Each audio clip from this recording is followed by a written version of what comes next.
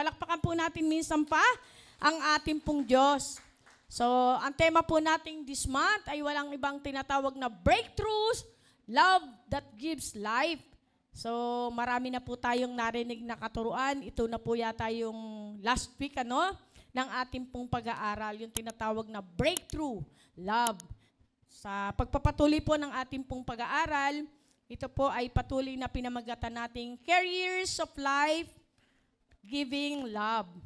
Mission and Multiplication. Ang ating pong tema, Becoming Carriers of God's Life, Giving. Pagiging tagapagdala ng nagbibigay buhay ng pag-ibig ng ating pong Panginoong Hesus.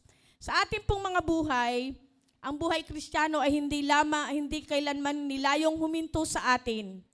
Tayo ay iniligtas upang tayo ay maging tagapagdala ng kanyang pagbibigay buhay na pag-ibig. He touched us so others can be touched. Sabi niya, He filled us so others can be filled. Pinuno tayo ng Panginoon upang magpuno rin ng iba. He loved us so we can carry the same love to a broken and dying world. Marami po sa ating pong kapaligiran, ibang-iba yung mundo, di ba? Pag nagalit sa'yo, sabi nga, gantihan mo. Sa payo ng mundo at sa salita ng mundo kakaiba. Pero pinakamainam pa rin, ang pupuntahan natin ay walang iba kundi ang payo at salita ng ating pong Panginoon. Amen po ba? Magkawindang-windang man ang ating kapaligiran, still, tayo ay nasa kamay ng Panginoon. Hindi niya tayo iiwan, hindi niya tayo kailanman pababayaan. At ito ay totoong totoo. Wala pong makapagsasabi rito na siya ay pinabayaan o nilimot o hindi pinansin ng Panginoon. Lahat po tayo. Alam po ng Panginoon ang pinakamaliit na detalye ng ating pong buhay at siya yung tunay na nagmamahal sa iyo at sa akin, maging sa ating pong mga mahal sa buhay. Amen po ba? Kung ikaw ay wala, ang Panginoon ang tagapagkaloob natin. Ano man yung kawalan natin, ang Panginoon ang patuloy na nagpupuno niyan sa ating pong mga puso. Sa pagpapatuloy po, maraming believers o maraming kagaya ng mga mananampalataya na kontento na, tumanggap lang, but God is not looking only for people who receive. He is looking for people who will carry and release His life. Kaya nga, hindi lang containers, hindi lang tayo lalagyan, kundi tayo ay tagapagdala. Carriers of His presence, tagapagdala ng Kanyang presensya, tagapagdala ng Kanyang kapangyarihan, tagapagdala ng Kanyang ebanghelyo, carriers of His compassion, carriers of His life, giving love, nagbibigay buhay na pag-ibig. Ang mensahe po natin ngayong umaga ay pinamagatang carriers of life, giving love. So number 1, we are called to carry love by making disciple. Sabi ni Jesus sa Matthew 28 verse 19 to 20, maaari po nating basahin. Kaya humayo kayo, sabayan niyo po ako. Pagka po tayo nagbabasa ng salita ng Lord, habang iyan po ibinabasa nyo, gumuguhit yan sa ating pong kaisipan. At ito ang nagsisilbi na ito'y ating matatandaan sa tulong ng Banal na Santong Espiritu. Go po tayo po ay magbasa. Basahin po natin, verse 19, kaya't humayo kayo, gawin ninyong alagad ko ang mga tao sa lahat ng bansa. Bautismuhan ninyo sila, parang ako lang po mag-isa dito. Lakasan po natin. Dapat mas malakas tayong magsabi ng salita ng Lord kaysa magsabi ng salita ng mundo. Minsan ganun tayo Mas malakas yung boses natin pag pangmundo. Pero pag salita ng Lord, mahina tayo. Pero baliktarin natin ngayon. Dapat mas malakas tayong magbasa, magbigkas ng salita ng Lord. Amen po? O, magbasa po tayo. Kaya't humayo kayo, gawin ninyong alagad ko ang mga tao sa lahat ng mga bansa. Bautismuhan ninyo sila sa pangalan ng Ama at ng Anak at ng Espiritu Santo. Verse 20, turuan nyo silang sumunod sa lahat ng inuutos ko sa inyo. Tandaan ninyo, ako'y laging kasama ninyo hanggang sa katapusan ng panahon. So, ang Lord ay lagi nating kasama. Kaya nga, we are called to carry love by making disciple. Sabi niya rito, hindi sinabi ni Jesus, just stay where you are. Manatili ka lang. Tinawag ka na, ligtas ka na. Hindi po ganon. Hindi niya sinabi, just enjoy the blessing. Ang sabi ng Panginoon, go, teach, disciple. Ibig sabihin, every believer is called to carry God's love outward. Ang tunay na love of God, hindi lang ini-enjoy. Ito ay pinapasa. Ipinapasa mo ba ang pagmamahal na natanggap mo mula sa Panginoon? Yung pong iba, hindi nila pinapasa, kanila na lang. Kapag nakatanggap ka ng pagpapala, parang sabi mo, akin to. Meron naman sila. Hindi po ganon, di po ba? Ang pagmamahal po ay pinapasa upang maranasan nila kung gaano kabuti ang pag-ibig ng Diyos na atin pong tinatamasa. Lahat naman po tayo ay patuloy na dumadanas ng pag-ibig ng ating pong Panginoon. Sabi niya, hindi lang tinatanggap, ito ay dinadala sa iba. The gospel is not only about addition, it's about multiplication. Kapag ang pag-ibig ni Kristo ay tunay na sa atin, it will move us to help others follow Jesus. Sabi sa 2 Timothy chapter 2 verse 2, sabi po diyan, the thing that thou hast heard of me, commit thou to faithful men who shall be able to teach other also. So sa Tagalog, sabi nga, ang pag-ibig daw natin ating pong tinanggap ay ipasa din natin sa iba. Ito ay pag-ibig na nagbibigay buhay na kumikilos. Pansinin po natin, sabi niya rito, Paul carried truth to Timothy. Dinala ni Pablo ang katotohanan kay Timoteo. Si Timoteo naman, dinala niya sa mga tapat na lalaki. Yung mga tapat na lalaki naman, dinala niya ito sa iba. Kung titingnan po natin, dinala nila ito ng walang kapaguran. Di po ba sa ating pong mga buhay o mga mahal sa buhay, hindi ka napapagod na sila ay mahalin kahit paulit-ulit. Sabi po nung iba, pag mananalangin nila, pag ipananalangin nila yung mga mahal nila sa buhay, sabi niya, paulit-ulit, di naman tumitino, di naman nagbabago, nakakapagod. Pero sa ating pong mga buhay, kahit po sa inyong mga sarili, aaminin talaga natin na tayo ay walang kapaguran na umiibig, lalo na sa ating pong mga mahal sa buhay. Amen? Kahit gaano pa yan kakulit, kahit gaano pa yan pasaway, kahit gaano pa yan paulit-ulit, o kahit ilang beses kang sinasaktan, ilang beses kang kinukutya, pero still ang pag-ibig ay patuloy mo pa rin dinadala sa kanila. Amen? Ang katibayan nito, walang sawang pananalangin sa kanila araw-araw. Tama po ba? Kahit sila ay malayo. Kaya yung iba sabi, kakapagod, paulit-ulit na lang. Pero tandaan po natin, ang Panginoon hindi tayo kinapaguran.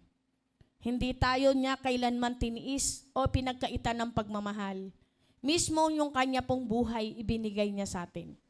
Sino yung makapagbibigay sa atin ng kanyang buhay sa kapwa? Wala po, kundi ang ating pong Panginoon. Meron pong mga nanay. Ang estilo ng nanay ganito Pag nagkasakit yung mga anak o maging mga tatay, ang sinasabi nila, Panginoon, ako na lamang po ang magkasakit. Di ba? Bakit mo nasasabi yon?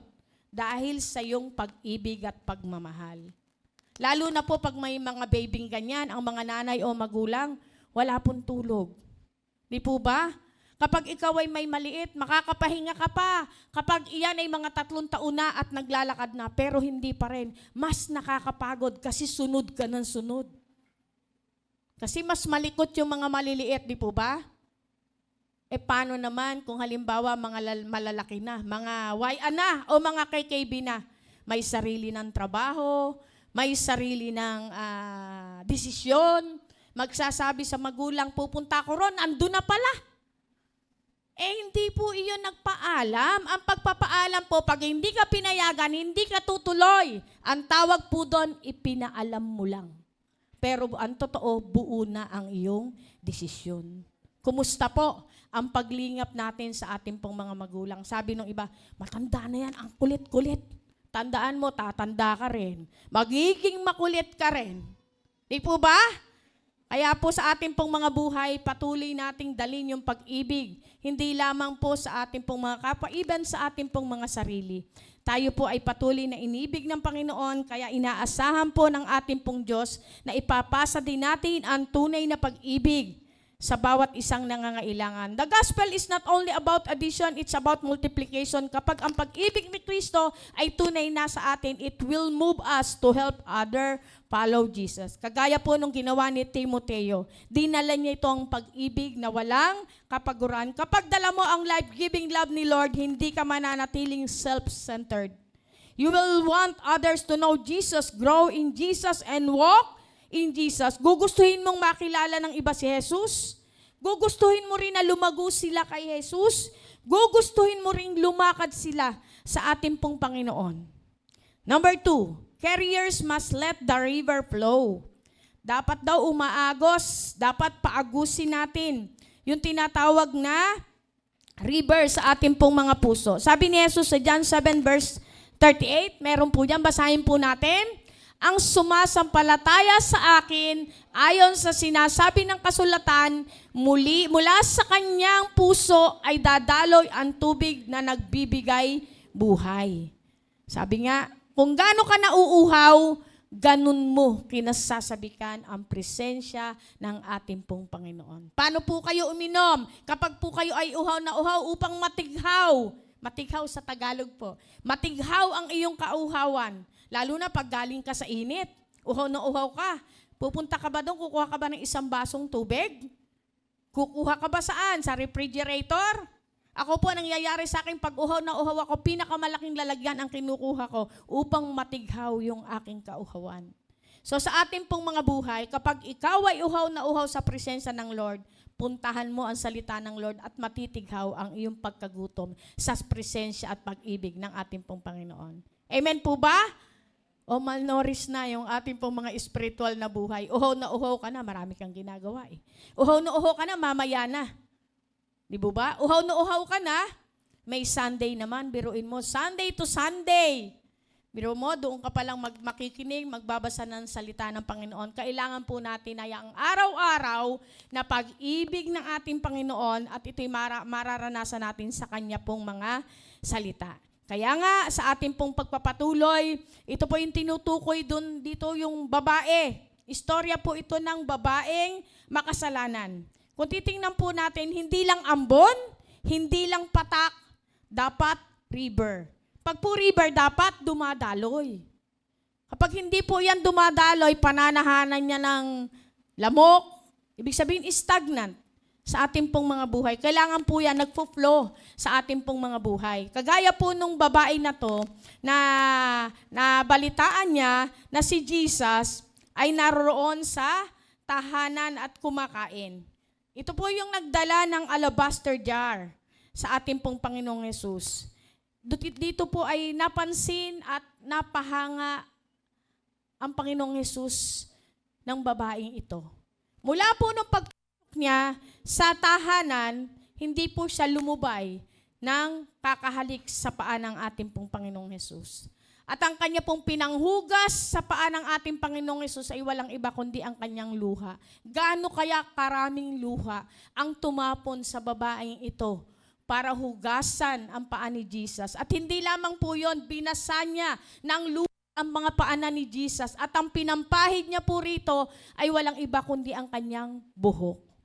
At hindi siya lumubay ng kakahalik sa paa ng ating pong Panginoong Hesus. Bakit po kaya? May idea po ba kayo? Bakit ganito katindi yung kanyang ginawa? Sabi nga ng ating pong Panginoong Hesus doon sa istorya na yon, sabi niya, kayo nga hindi nyo hinugasan ng mga paa ko, hindi nyo nga ako binigyan ng kahit konting tubig upang mahugasan ng mga paa ko. Pero yung babaeng ito, hindi siya lumubay ng halik sa paanan ng ating Panginoong Hesus. At ang pinambasa niya sa mga paa ng ating Panginoong Hesus, walang iba kundi kanyang luha. O tayo po, nababasa ng luha ang ating pong mga higaan dahil sa hikbi, dahil sa sakit at sakit ng kalooban. Itong babae na to, nabasa niya ang kanyang mga papaanan ni Jesus dahil sa tindi ng kanya pong pagmamahal. Bakit po kaya? Diinan lang po natin yung istorya na to, the rivers. Sabi nga niya, the rivers, carriers must let the rivers flow. Ang river daw ay gumagalaw, ang river ay nagbibigay buhay, ang river ay nagre-repress ng dry places. Kaya nga, sabi dito, sa verse 47 ng ating pong pinag-aaralan sa Luke chapter 7 verse 47, Ang malaking pagmamahal, sabi niya, nagawa nung babaeng ito na yung ginawa niya sa paanan ng ating pong Panginoon Jesus. At ito ay natala hanggang ngayon po. Ito po ay ating nababalitaan. Tama po ba? Sukatin niyo po ngayon ang pagmamahal natin sa ating pong Panginoon. Sabi niya rito, ang malaking pagmamahal, sabi niya, na dinala niya at pinamalas ang nagpapatunay na pinatawad ang marami niyang kasalanan. Ito po yung istorya, binigyan po siya ng Panginoong Yesus ng dalawa. Sabi niya, sino yung mas malaking pinatawad na kasalanan? Yung malaking pinatawad o yung maliit na nagpatawad? Sino raw yung malaki yung pagmamahal? Kayo po. Sabi dito, sumagot yung kanya mga disipulo, ang malaki raw magmahal ay yung malaking kasalanan na pinatawad sa kanya. Ito ay ebidensya na aminado yung babae na patuloy na ang pagmamahal na binigay sa kanya ng ating pong Panginoong Yesus ay sobra-sobra at nag-uumapaw. Kaya at ang ganti niya sa Panginoon, nag-uumapaw na pagmamahal. Ito yung ebidensya sa kanya pong buhay. Kung gaano ang sukat ng pagmamahal mo ngayon, yan yung sukatan kung gaano mo tinanggap ang kapatawaran mula sa ating pong Panginoon. Amen po ba? May ebidensya po pala. Kung gaano ka magmahal ngayon, ganun mo nais. Ganun mo tinanggap ang kapatawaran sa ating pong Panginoon. Kapag sa isip mo, hindi naman ako makasalanan, very little. Pero paano mo isusukli yung pagmamahal? Kaya nga sabi, ang malaking pagmamahal na ipinamalas ay yung malaki ang pinatawad sa ating pong mga buhay. Kung tayo po sa buhay ng bawat isa po, sabi siguro ng iba, bata pa ako, wala pa akong ganong kasalanan. Antayin mo pang dumami bago ka magmahal ng todo-todo sa ating pong Panginoong Yesus. Iyan ang bit-bit mo eh. Kung ano yung pinagkalaob sa'yo ng Panginoon, iyan lang din naman ang iyong ibibigay sa iba. At ang maganda po nun, lahat tayo ay pinagkalooban ng ating pong Panginoon ng pag-ibig at pagmamahal. We are all recipient ng ating pong pag-ibig ng ating pong Panginoon. Amen po ba? Biruin mo kung di tayo nakatanggap ng pag-ibig ng Panginoong Yesus. Karapat dapat ba tayong tumanggap? Hindi nga tayo inantay ng Lord tumino bago tayo niya tinawag.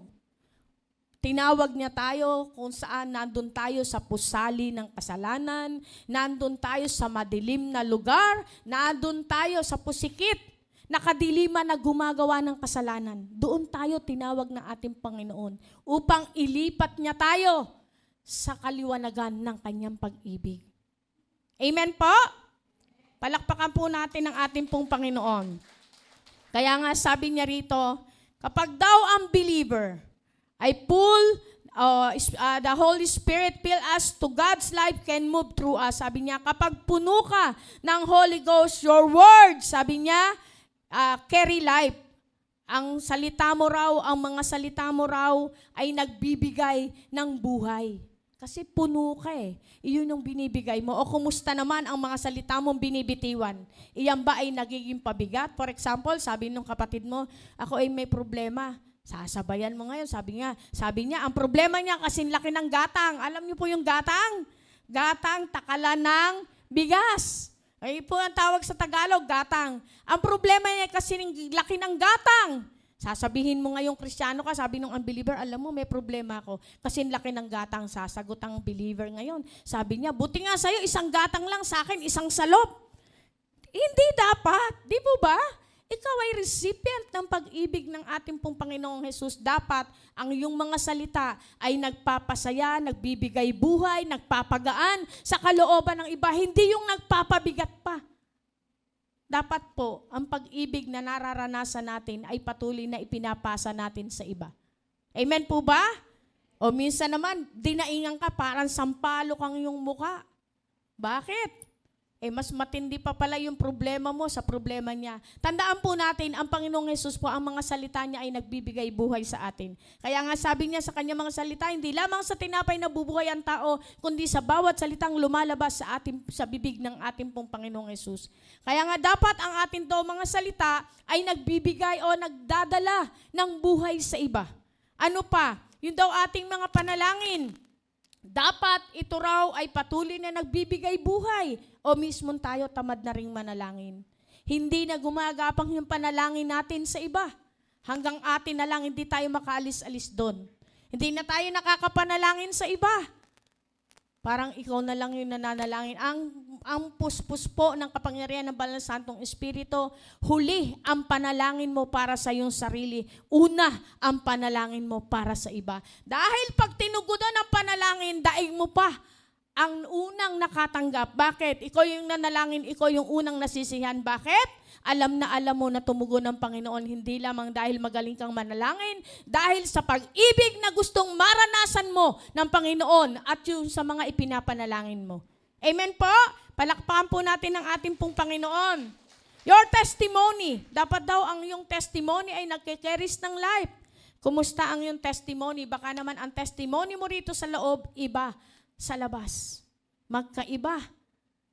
Okay ka rito sa loob ng church kasi kapwa mo mananampalataya to. Paano naman pagdating sa labas? Sabi nga ni Pastor Joey, nagigit-gitan sa parking. Sa Music Museum po kasi ay mahirap mag-park. So kailangan doon, pag alis mo sa bahay, nananalangin ka na, nabigyan ka ng parking na ating pong Panginoon. Nagigit-gitan daw sa parking.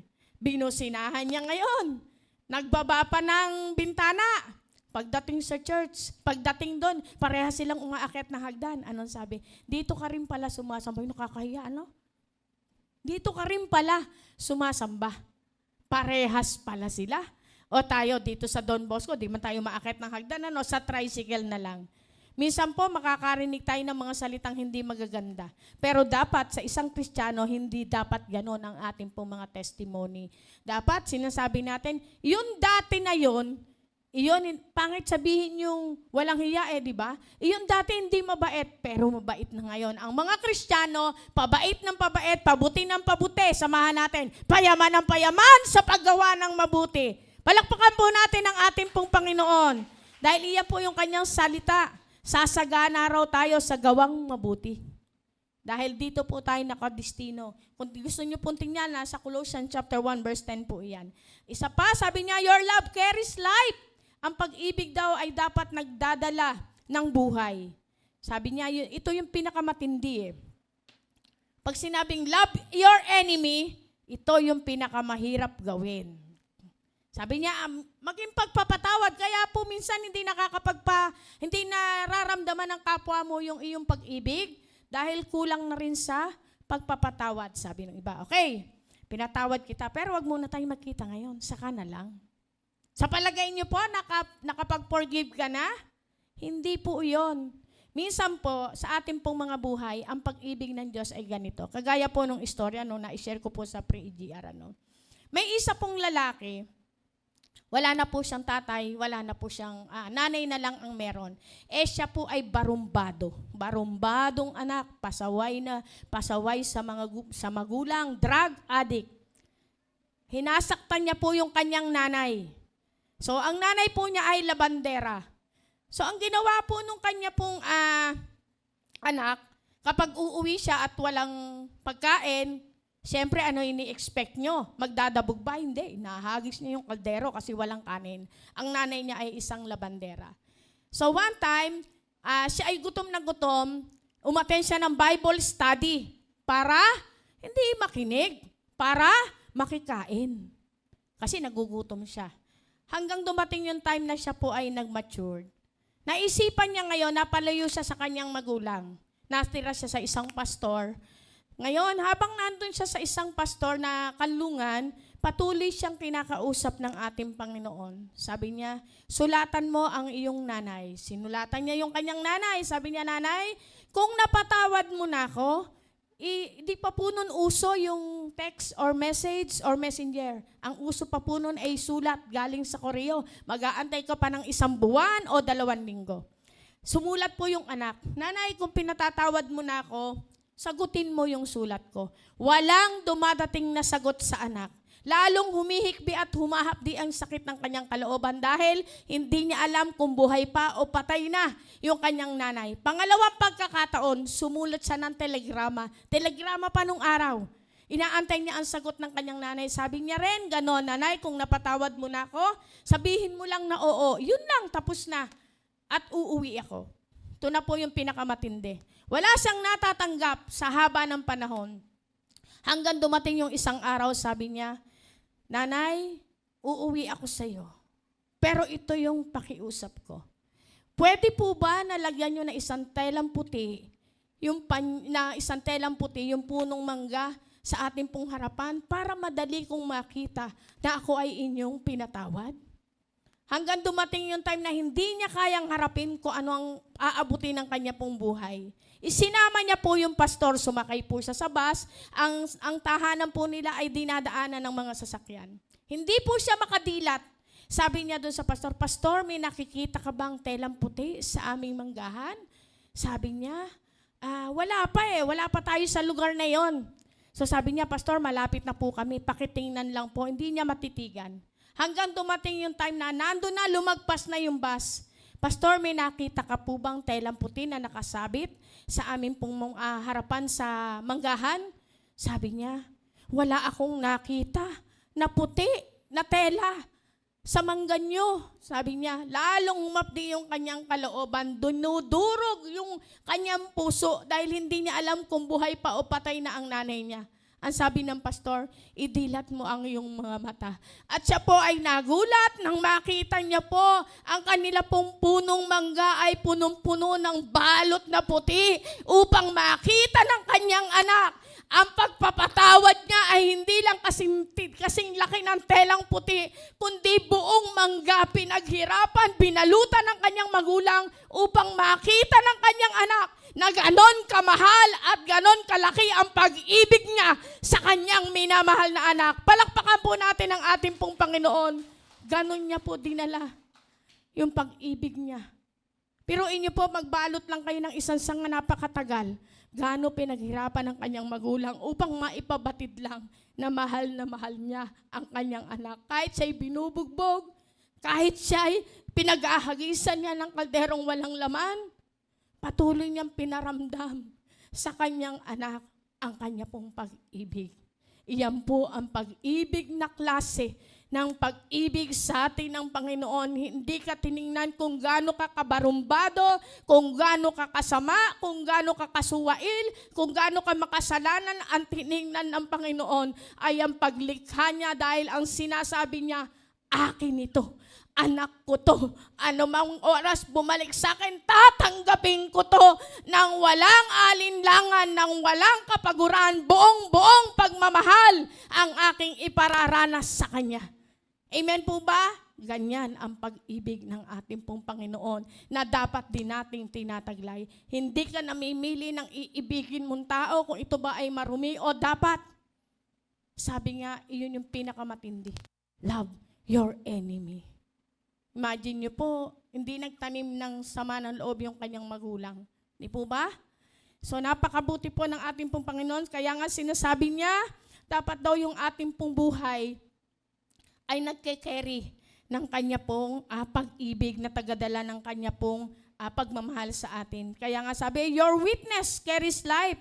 Kailangan daw yung iyong mga napatunayan ay nagdadala ng buhay sa ating pong kapwa mananampalataya. Kaya nga sa pagpapatuloy po ng ating pong pag-aaral, maging daw sa ating pong mga bahay, pwede kang mag-carrier of life-giving love. Pwede ka raw magdala nito. Paano mo dinadala ang pag-ibig sa iyong tahanan? Paano? Kapag maraming gawain, nagrereklamo ka? Lalo na sa paghugasan ng pinggan, sabi nga, wala pa namang ahas yan, ipis pa lang eh. Di po ba? Paghuhugas lang ng pinggan, pinagtatalunan, lalo na ng magkakapatid. Laging sinasabi, "Kahugas ko lang kanina eh, ikaw naman ngayon." Di ba? Binablackmail kayo ni Satanas. Bakit hindi mo gawin ang kaya mong gawin? Huwag ka nang magreklamo. Ako personally, sa amin pong, maging sa talyer, may mga tauhan po ako, paano ko hinahatid ang pagmamahal sa kanila? Kahit ako po ay amo, hindi po ako pala utos. Na halimbawa, maraming trabaho, ako na lagi yung ganito, hindi po. Hindi mo makikitang ako yung nagre-reklamo. Ginagawa ko po ito ng buong pagmamahal. Dahil ang alam ko, ang nagbibigay sa akin ng lakas para gawin yon ay walang iba, kundi ang unang nagmahal at umibig sa akin. Walang iba, kundi ang ating pong Panginoong Jesus. Meron na bang iba? Ito yung kanyang detail, yung litanya. Ginagawa mo akong robot. Napapagod rin ako. Sinabi mo na eh. Pero bakit di mo kayang gawin ng buong pag-ibig at buong pagmamahal? Pwede naman, di ba? Bakit po tayo magrereklamo sa maraming atas sa ating pong mga buhay? Ito po ay tungkulin natin. At sa pamamagitan nito, nakikita nila na paano dumadaloy ang pag-ibig ng Panginoon na dala-dala natin sa ating pong mga buhay. Kahit ikaw ay amo, kahit ikaw ay mataas ang pinag-aralan, kahit mataas pa ang iyong sweldo, kahit pa sabihing mapera ka, you need love. Amen po ba? Hindi yung kayang bilhin ng pera, hindi yung kayang bilhin o daanin sa sarap ng tulog. Ito ang nagbibigay walang iba kundi ang ating pong Panginoong Hesus. Palakpakan po natin ang ating pong Diyos. Kaya nga po, sa ating pong mga tahanan, huwag kang mapagod sa iyong mga ginagawa.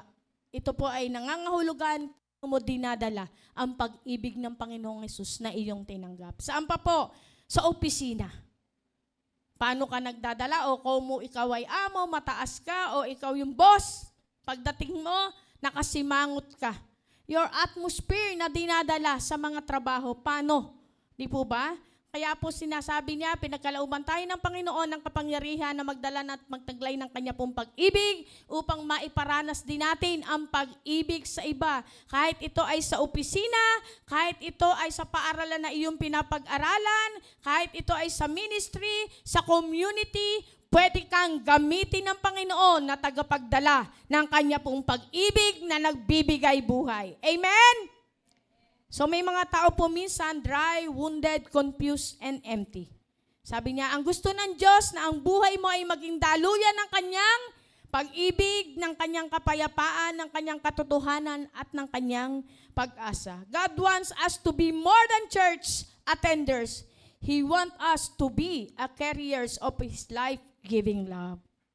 So makikita po natin, ito yung pinakamainam na sinasabi ng ating pong Panginoong Hesus. Dumaloy nawa ang pag-ibig sa iyo at sa akin na pinagkaloob sa atin ng ating pong Panginoon na ating pong daladala. Hindi po matanggal sa pagkakintal sa aking pong isipan yung pong babaeng ito na patuloy na yumuko, humalik, nagbasa ng kanyang mga luha sa paanan ng ating pong Panginoong Hesus. Ibig sabihin, ganito kalaki yung pinatawad sa kanya ng ating pong Panginoon. Tayo po, gaano po kalaki ang pinatawad sa atin ng ating pong Panginoong Hesus. At iyan po ay makikita sa ating pong mga gawa pananalita kung gaano kalaki ang pinatawad sa ating mga kasalanan. Sabi ng iba, ay doon pala malalaman, doon pala mahahalata na marami akong kasalanan dahil ganun kalaki ang pinatawad sa akin ng ating pong Panginoon. Di po ba? Dapat mong ikahiya na ikaw ay nagkasala, pero dapat mong ipagmalaki at ipagngalandakan na ikaw ay inibig ng Panginoon kahit ikaw ay makasalanan. Amen po? Lahat po tayo. Wala nang po makapagsasabing matino ako nung tinawag ako ng Panginoon. Wala po. Di po ba? Yung iba pinadadala pa sa ibang bansa para makakilala lang. Imagine nyo yung pagmamahal ng ating Panginoong Hesus. Wala pong mura at walang mahal. Imagine mo, palili pa rin ka pa, pasasakayin ka sa airplane para makakilala ka lang doon sa ibang bansa at pag nakakilala ka na, pauuwiin ka rito.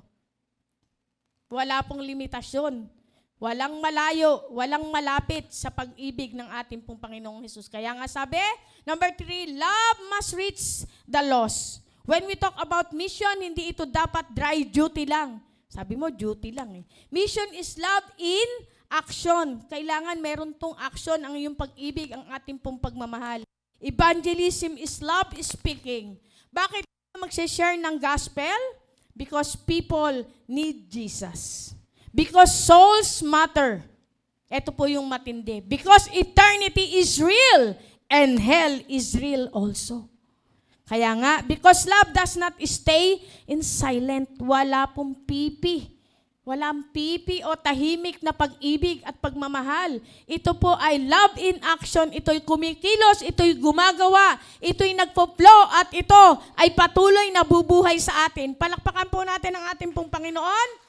Kaya nga sabi sa 2 Corinthians chapter 5 verse 14, for the love of Christ constraineth us.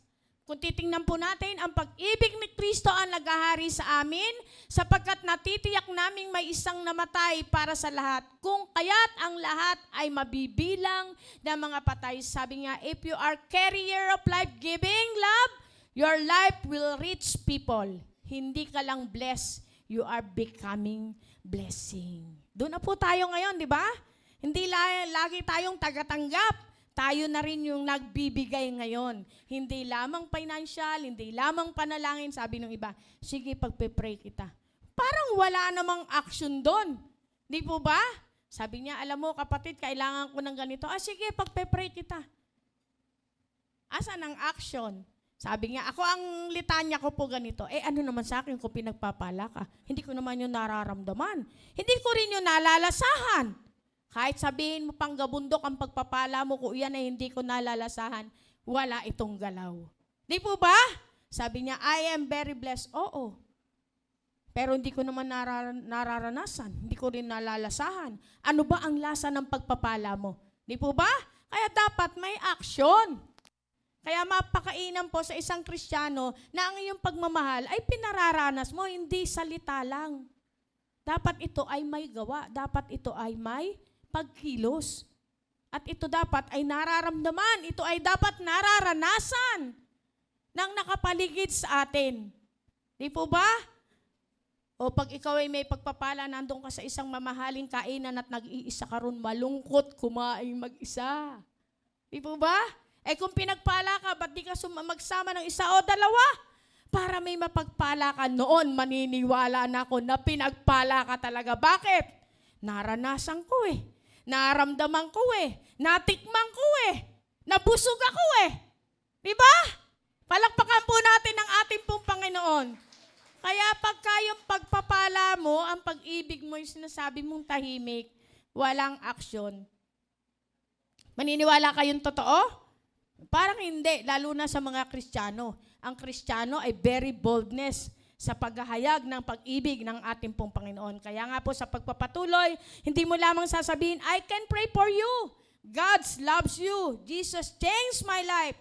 Sama ka sa church, may pag-asa ka sa Panginoon. Hindi lang pwedeng gawing ganon. Although pwede rin sa maiksing pagkakataon, lalo na kung ambush. Ambush mean, nakilala mo noon, nakasabay mo ngayon, at hindi mo na sigurado kung magkikita pa kayo, pero pwede yon. Pero kapag kakilala mo na, hindi mo pwedeng sabihin, pagpe-pray kita, sige, binago yung buhay ko. Paano namang mapapatunayan binago yung buhay mo kung walang aksyon? Di po ba? Kung dati palamura ka, nagmumura ka pa rin yan, ay sigurado kaduda-duda yung mga Kristiyanong ganon. Di ba? Bakit andyan pa rin sa bibig mo ang bulaklak ng mundo? Sa salita ng bibig ng isang Kristiyano, dapat wala na yon. Amen po ba? O sasabihin naman na, ang tawag doon, manarisim ba o abbreviation niya yon? Abay, maling abbreviation yung ganon. Hindi po dapat. Ito yung pipatanggal nyo na po sa Panginoon kung mayroon pa man kayong ganito. At iyan po'y kayang-kayang tanggalin ng ating pong Panginoon. Baka mamaya kinalabit ka lang, nagulat ka. Anong sinasabi mo? Yari na, alam na kung ano ang laman ng puso mo. Hindi na sasabihin na dumadaloy ba ang pag-ibig sa iyo ng Panginoon dahil pag bumukas ang bibig mo, alam na ang laman ng puso ng isang tao. Amen po? Kaya ang puso po'y inaalagaan dahil iyan ay taniman ng salita ng ating pong Panginoong Yesus. Bago po yan bumaba sa puso, yan muna ay pinagbulay-bulayan ng isip. Kaya pagbaba sa puso, nandun na nananahan. Pag bumukas ang bibig, lalabas na to sa iyong mga salita. Pero ang mga Kristiyano po, punong-puno ng pag-ibig ang kanyang puso. Hindi lamang pag-ibig na tahimik, kundi ang pag-ibig na gumagalaw at kumikilos at nagpupuno. If you are a carrier of life-giving love, your life will reach people. Hindi ka lang blessed, you are becoming blessing to others. Kaya mapakasarap po na magamit ka, hindi ka lang tagatanggap. Dati, nangangarap tayong magbigay. Ako po nangangarap. Nangarap ako noon na makapag-tithes ako sa Lord. At nangarap ako na mas lumamang ang aking offering kesa sa tithes. At iyon po ay tinugon ng ating pong Panginoon. Amen po ba? Nangangarap din ba kayo ng ganon? Na yung tithes ko, 10%. Gusto ko, Lord, yung tithes ko mapantayan, malagpasan ng aking offering. Amen po ba? Dinisar ko po yun pinangyari ng ating pong Panginoong Yesus. Ang matindi po nun, titingnan mo ngayon yung matitira sa'yo. Pero kapag ang mata mo ay nakatingin sa Panginoong Hesus, madali mo at magaan mong gawin ang lahat ng bagay. Bakit? Dahil alam mo kung gaano mo iniibig ang Panginoong Hesus sa pamamagitan ng iyong pinansyal. Amen po ba? Parang kung ako po nagtitinda ng barbecue, parang kahit ilang tuhog itinda ko yung barbecue ng buong Pilipinas. Hindi ko naman kayang bumili ng kagalingan o ng kapayapaan o ng kaligayahan o ng kasayahan. Ito'y natatagpuan ko lang sa presensya ng ating pong Panginoong Hesus. Amen po ba? Dahil nararamdaman ko kung gano'n niya ako iniibig at nagmamahal. Kung paano niya ako minahal. Lahat po ng pamilya mo, asawa mo, may mga time na hindi mo naman kayang sabihin sa kanila lahat. Pero yumuko ka lang. Damhin mo ang pag-ibig ng Panginoong Hesus. Lahat na yon kaya mong sabihin sa Kanya. Lalo na po ang Holy Spirit, ang pinakamasarap na kaibigan. Amen po ba? Pag nasa iyo ang Holy Spirit, panalo ka sa buhay. Bakit? May nag-guide sa iyo araw-araw. Hindi lang mapa ang meron ka, hindi lang ways ang meron ka ay personal guidance na naglilid sa iyo sa araw-araw ng iyo pong buhay. Iyon yung katibayan ng pag-ibig ng ating Panginoong Hesus sa ating pong mga buhay, ang kanyang banal na Santong Espiritu na namamalagi sa iyo at sa akin. Palakpakan po natin ang ating pong Panginoon. And then, sabi nga, Number 5, sabi niya rito, number 4, carriers of love must raise others in the faith. Kaya nga sa pagpapatuloy, hindi sapat na may mawin ka lang o naisama mo sa Panginoon, kailangan din natin silang i-build up. Kaya nga sa Colossians chapter 1 verse 28, sabi niya, whom we preach, warning every man and teaching every man in all wisdom. Ipinapakita nito na hindi lang dapat tayo nangangaral kay Kristo, kundi nagtuturo rin para ang tao ay lumago sa ating pong Panginoong Hesus. Paul did not only preach to Timothy, he poured into him. Tinulungan niya itong tumataas hanggang kaya na rin niyang magpalago ng iba. Ganito rin ang tawag sa atin. May mga somebody ba sa buhay mo na tinitrain mo spiritually? Sasabihin mo, ay ayaw niyang matuto. Bahala siya. Hindi po ganon. Kaya nga sa pagpapatuloy, sabi niya, may inaakay ka ba? Ito po, kapag nag-aakay ka, talagang namumuhunan ka dito. Ako po ay namuhunan sa aking pong biyanan. By the grace of God, sila po ay nakakilala na yon sa Panginoon. Ilang taong ko pong pinadadala ng pamasahe. Dati po, probinsya, di ba, mahal ang pamasahe.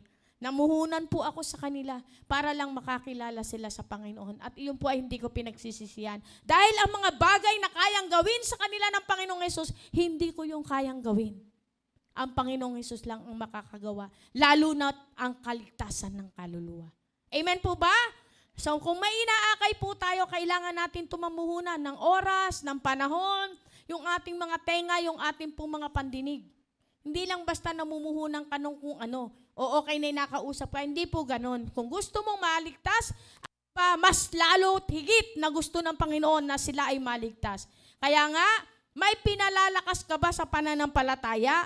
If you are carrying of life-giving love, you will not only bring people to church, you will bring them to maturity in Christ. Tutulungan mo rin silang lumago at mag-matured sa ating pong Panginoon. Number 5, carrying life-giving love is a lifestyle. Ito yung pinakamasarap. Hindi lang every Sunday, hindi lang every Thursday, hindi lang every prayer revival. As na tawag dito, mission is not only an event, it is a lifestyle. Ang pagiging carrier of life-giving love ay hindi lang ginagawa sa altar, sa outreach, sa Sunday service, it is live out every day. Kaya po sa Matthew 5:16, sabi niya rito, let your light shine before men. Ito yung tatawag na beatitude. Ang ibig sabihin nito, ang buhay natin should shine in a way that people see Christ in us. May tanong po ako. Nakikita po ba si Kristo sa inyo pong buhay? Naririnig ba si Kristo sa inyong mga salita? Nakikita ba si Kristo sa inyong mga gawa? Nakikita ba si Kristo sa inyong mga pinupuntahan? malalim pong katanungan, di po ba? Sa pamamagitan ng iyong salita, ano ang bumibigkas dyan? Naririnig ba si Jesus sa iyong bibig? Nakikita ba siya sa iyong mga ginagawa? Ibig sabihin, yung pag-ibig na nasa iyo, nagre-reflect ba to sa iyong mga sinasabi, sa iyong mga ginagawa, sa iyong mga nilalakaran, o pag may nagyaya sa iyo? Tara, punta tayo doon. Sasagot mo, minsan lang naman wala namang makakakita sa akin. Totoo po, kung mayroong makakita sa iyo na ikaw ay nagkakasala, hindi ka po pwedeng i-condemn. Pero hindi ka rin naman pwedeng, hindi ka rin naman pwedeng pahindian na paalalahanan na mali ang ginagawa. Marami pong totoong pangyayari, pero hindi lahat ay tama. Sabi nung isa, nagugutom ako kaya nagnakaw ako. Tama po ba yon? Tamang nagugutom siya, pero mali ang kanyang pamamaraan. Di po ba? So kung nagugutom, lalo pwede namang magtrabaho. Sa ating pong mga tahanan, maisambit ko lang po, no? Ang sabi po ng Panginoon sa Biblia, huwag pakainin ang biruin mo, tamad na, papakainin mo pa. Lalong lalaki yon pag lumaki at nabusog. Lalong hindi gagawa. Lalong mahihiga, bibigat ang katawan. Bakit? Nabusog. Lalong aantukin. Kaya sabi ng Panginoon, huwag daw pakainin ang taong tamad. Karapat dapat kang pakainin pag ikaw ay masipag. At hindi ka pagtataguan ng pagkain kapag ikaw ay masipag dahil ikaw mismo ang gagawa ng paraan para ikaw ay patuloy na makaranas ng kasaganaan. Kaya nga sabi niya, dapat daw ang ating pong buhay ay isang mission field sa ating pong tahanan, yung ating pong workplace, sa ating pong paaralan. Sabi niya, sabi niya, hindi mo kailangan ng malaking platform para magdala ng life-giving love. Hindi mo kailangan ng pulpitong kagaya nito. Hindi mo kailangan maging pastor para lang maipahayag mo ang pag-ibig ng Panginoong Yesus. Sabi niya, you need a surrender. You need a compassion. You need a boldness, and you need the Holy Spirit. Ito po yung pinaka-importante. Ang kailangan natin ay walang iba kundi ang Santong Espiritu sa ating pong mga buhay. Ang revival ay hindi lang nangyayari sa pulpito. It happens through believers who carry the love of God into everyday life. In conclusion po, Matthew 28 tells us to go and make disciple. John chapter 7 tells us the rivers of living water should flow from us. And 2 Timothy chapter 2, sabi niya, tells us to pass the truth on the others who will teach other also. So the message is clear. We are called to carriers life-giving. Sabi niya, we are carriers of life-giving love. Hindi ka naligtas para sa sarili mo lang. Hindi ka pinuspos para matatili kang sarado, kailangan mong mag-overflow. Hindi ka minahal ni Kristo para hindi mo rin mahalin ng iba. You are called to carry His love. You are called to carry His truth. You are called to carry His life, to carry His presence, to carry His gospel. Let the love of God flow through you. Let the Holy Spirit move through you. Let your life point people to Jesus. Because when a believer is fully surrendered to Christ, the believer becomes a carrier of life-giving love. Sa makatuwid, tayo ay tagapagdala at tayo ay may daladala na pag-ibig ng ating Panginoong Yesus na pwede nating ipasa sa iba. Huwag manatili sa iyo, kundi maranasan din ng iba sa ating pong kapaligiran. Amen po? Palakpakan po natin ang Panginoon. Malaya po tayong makakatayo sa presensya ng ating pong Panginoon.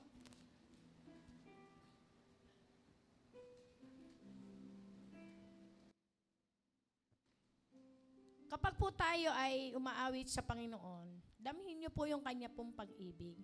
Yamang din po na narito na lamang kayo, ibigay niyo na yung pinakamainam sa ating pong Panginoon. Yung pong mga bata, nakakatuwa po, marami pa kayong lakas na maipaparanas sa ating pong Panginoon sa pagsamba. Yung pong iba, kulang na ng piyesa ng katawan, pero still, sumasamba pa rin sa ating pong Panginoon. Tayo po na kumpleto. Malaya pa nating itaas ang ating mga kamay. Malaya pa nating idulog ang nilalaman ng ating pong puso. May kakayahan pa tayong iparanas ang buong pag-ibig natin sa ating pong manlalalang. Sige po, iset aside nyo po yung nasa inyong isipan. May panahon po dyan, alam ng Diyos ang inyong pangangailangan. Huwag po tayong magmadali sa pag-uwi. Tayo po ay nasa presensya ng Panginoon sa pagsamba sa Kanya, sa Espiritu at katotohanan, hindi naman natin siya nakikita. Tayo po ay kitang-kita niya, lalo't higit ang ating pangangailangan ngayong umaga. Over the mountains and the sea, your river runs up for me, and I will open up my heart and let the healer set me free. I'm happy to be in the truth, and I will daily lift my hands, for I will always So sing God, of hallelujah. when your Yes, love oh came down. I could sing of your love forever. I could sing of your love forever. I could sing of your love forever. I could sing of your love forever. Over the mountains and the sea, your river was for me, and I will open up my heart and let the heat set me free. To be in the truth, and I will daily lift Thank my you, hands, Jesus. Yes, for oh I God. will always Yes, oh sing Lord. of when your Hallelujah. love came down. I could sing of your love forever. I could sing of your love forever. I could sing of your love forever. I could sing of your love forever. Nakakatuwa po ang ating pong Diyos, ano? Sabi po nung awit, yung the goodness of God, sabi niya rito sa una, I love you, Lord. Gusto daw po niyang marinig mula sa inyong mga labi, yung awiting ito. Yes, oh God. Your goodness is running after me. Yes, oh God, tunay nga Panginoon, ang iyong pag-ibig, ang iyong kabutihan ay nakapalibot sa amin, oh Lord. Salamat po ng marami sa iyong dakilang pag-ibig, pagmamahal, na patuloy, O God, isinalin mo sa amin, na kami ngayon daladala at tagapagdala ng iyong pag-ibig, hindi lamang sa aming mga pamilya, sa aming mga mahal sa buhay, kundi sa bawat community, sa bawat ministry na ipinagkaloob mo sa amin. Salamat po ng marami, Amang Banal, na patuloy nga, O Diyos, sa iyong lahat ng papuri, sa iyong lahat ng kaluwalhatian at kadakilaan, na kung saan, Panginoon, ang lahat ng panalangin ng iyong mga anak sa lugar na ito na dumako rito, may dalaman silang kabigatan, patuloy mo itong pinagagaan, anumang kasalanan ay patuloy mo na itong nililimot, at anumang pagkabigoy binibigyan mo sila ng katagumpayan, anumang sakit karamdaman ay patuloy mong pinagaling, anuman ang kanila pong pangangailangan, patuloy mo itong pinagkalaob sa kanila.